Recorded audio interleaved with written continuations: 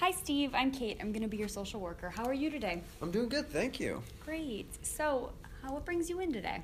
Well, I was referred to you by Star Detroit Academy Okay. to talk about my son Eric. Sure. And what about Eric? Why did they refer you here? They believe he has ADHD, and I just wanted to come and gain more information about your agency before actually having him come in. Oh, okay, great. Well, I'm glad you came in. I'm going to just try to get some more information about Eric first, and then at the end we can talk more about the agency if that's okay with you. Okay. Is that all right? Okay. So what grade is Eric in? He's in 4th grade. 4th grade. Okay. And did you say it was the social worker or his teacher that referred you here? I think it was a collaboration between both, because the teacher would notice things, and then she let the social worker know, and then the social worker contacted me. Great. So if you could just give me a general description of what you're maybe seeing at home that you think could be ADHD symptoms, and then also maybe what the teacher was explaining to you for the reason for the referral. Okay, well, Eric is very, very hyper, bouncing off the walls, if you will. Yeah. He finds it very difficult to stay on one activity. He'll always want to do more. We'll be watching a movie and he'll be like, oh, I don't want to do this anymore. Let's go outside and throw the football around. Mm-hmm. And then at school, it's about the same thing. He'll get his assignment done before everybody and then want to go and do something else because he wants to strive for more. Yeah. And those are oftentimes things we do see with children with ADHD. Is it causing problems in school, large problems where you're getting phone calls or anything of that nature?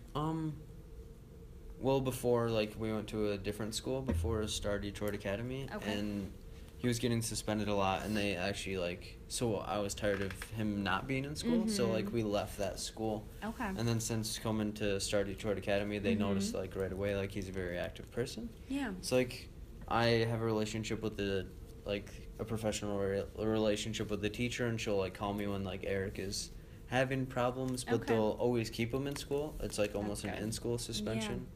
That's good that the school's working with you and that you guys have that relationship that you guys can talk about this. Do you see a lot of the hyperactive symptoms and things at home as well as in school? Yeah. Yeah, okay. And what ways are you managing currently? Well, we have a reward system at my house.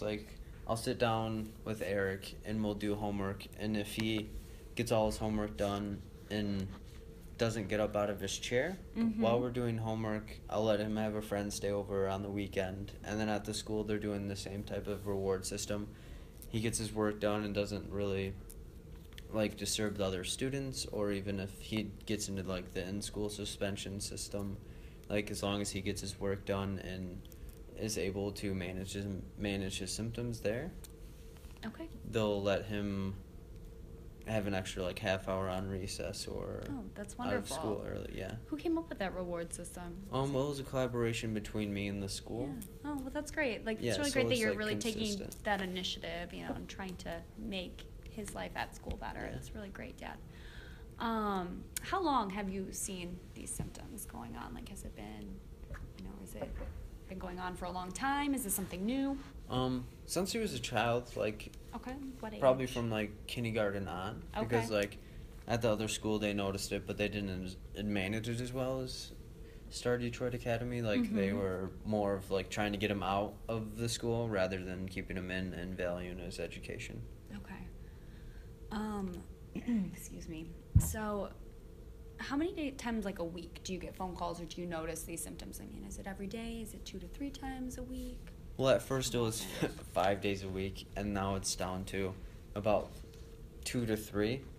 Okay. But I guess I do get a phone call every day because the school will let me know how the day went. Oh, okay. So almost a progress. Yeah, and you're hearing some positive feedback as well. No, okay, good. On a rating scale of a 1 to 10, 1 being not bad, 10 being very impairing, how would you rate it as far as impairment for Eric and in his ability to get assignments done and keep his grades up in school? Probably about a 4 at its most times, but sometimes it can get up to a 9 because academically he's very intelligent, but once he gets it done he's okay, I'm done with this, I'm bored with this, let's get on to something more. Got it. And schools aren't structured that way. Right. So sometimes Yeah, sometimes there will need to be like different things that the teacher might have to do in order to accommodate for Eric. Does Eric have any other IEP? What is an IEP? An IEP is an individualized education plan. Schools usually will sit with parents and work through them if the student is showing either a behavior issue or a developmental issue, if they're falling behind in school, different things like that.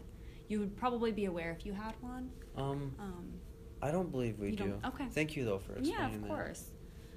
So now I'm going to ask you just some questions about Eric's family history, and so if any of the questions come too hard to answer or anything like that, like feel free, we can skip over them and just talk about ones that you are comfortable answering.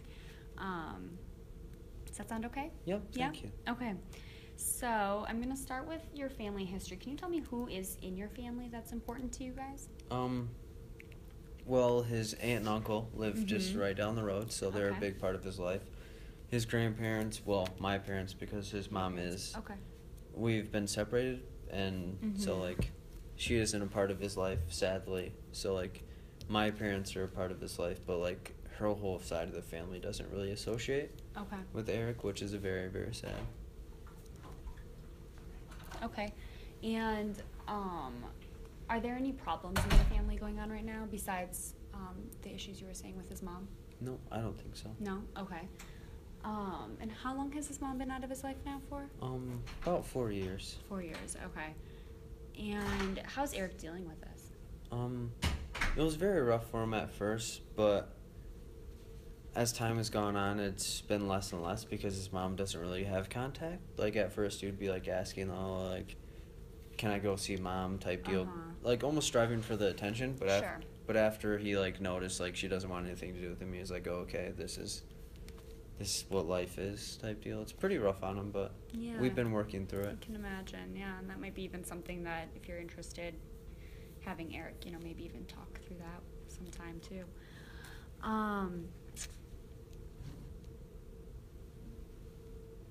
So you said you and your wife are separated, correct? Were you ever married? Yes, we were married for about 6 years. Okay. And of that, we got married, had Eric, and then separated. Eric's the only child? Yeah. Okay, great. Is there any chance that Eric was exposed to any abuse or violence? I don't believe so. No? Okay. And any family medical history or genetic conditions? I don't think so. No? Okay. Have you personally had any, like, a lot of times ADHD is really common, like it runs in families a lot of times, and so often like a parent will maybe have had the same symptoms as their child is showing from their past. Like, do you see yourself and your son at all in some of the things that he's doing? Yeah, during my school I was about the same way. Okay. But it was handled as the first school. They had just always wanted to suspend me out of school type deal. So I just end up working a plan out with the principal, because he was a nice guy, that he'd just give me all the work that I'd have to do, and I'd do it, and then move. So I moved along on school pretty quickly. Oh, good. That's wonderful. Okay. What about medications? Is Eric currently taking any medications? I don't believe so. No? Okay. Is he allergic to anything? Peanuts. Peanuts. Okay. Any suspected substance use at all? No. No, not you just gotta ask. And you said that he's spends time a lot with grandma, grandpa, aunts, and uncle. What are their physical health conditions? Are they in good health? Yeah. Well, his grandparents are they're aging, so the high blood pressure is common among that, but other than that, I don't believe they have any other conditions. Okay. Any past medical issues for Eric? He had asthma when he was a child. Do you ever see any of those symptoms coming up anymore? No. I believe he grew out of them. Okay, that can happen. Has he ever been hospitalized in the past for any psychiatric issue? No. No? Okay. I'm going to kind of move into Eric's social life. So does he engage with a lot of other kids his age, or does he tend to be more by himself? Like? He likes being very active. He's on the Little League football team, so he has friends around that. And then he'll, like when he does on the reward system, have someone come over. He'll have his friend like Jake or Tom come over, and then those are the two that are like I would say his best friends. But other than that, I don't believe he has any other people. Yeah, no, that's great that he has some friends. That's awesome, and that he's involved in the sports. It's really good for kids his age to be doing social activities like that. As far as like religion or any, do you have any, like, is your family religious, or do you have spiritual components that are really important to you in your life, in Eric's life? My parents they're Christian, so like on the major holidays such as like Easter or like Christmas, we'll all go together as a family thing. Mm-hmm. But other than that, we don't really practice. Okay.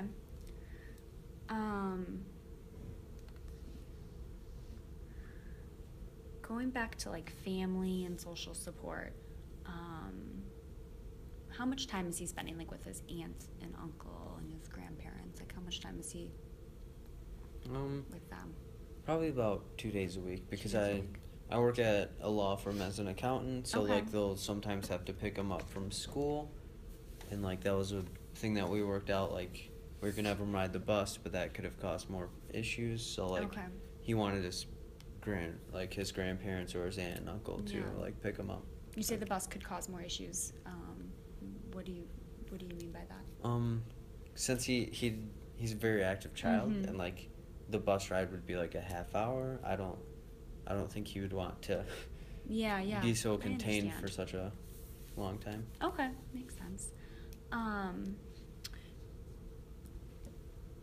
So you said you're an accountant. Do you feel like you're still home enough and you're able to support him? I mean, it sounds like you're already doing like a reward chart. You're coming here, which is a great first step in like trying to help him. But like, do you ever feel overwhelmed as like a single parent? I mean, trying to be able to support and help your son. Sometimes, but I make sure I get out of the office by the time he gets home from school, and then we'll like cook dinner, and then have dinner together. And I'll work extra days, like during the football season, so I can get out early to go to his games type deal. That's really great. So nice. Just a couple more questions left. Do you feel like when he's spending time with his aunt and uncle or his grandparents that he's in a safe environment? You feel like the neighborhood that he's in is safe and that he's safe? Okay, great. Then as far as solving, like you said, this ADHD, the symptoms for the ADHD that have been showing themselves now for quite a few years, and you're recognizing it as like, this could be ADHD. Have you ever made any other like attempts to solve the problem, like seeing a clinician or talk to somebody else about trying to solve this issue? No. This is the first time. The first time? Okay. Well, what are your expectations for Eric coming to services here? I guess just to gain more education, both for he and I. Okay.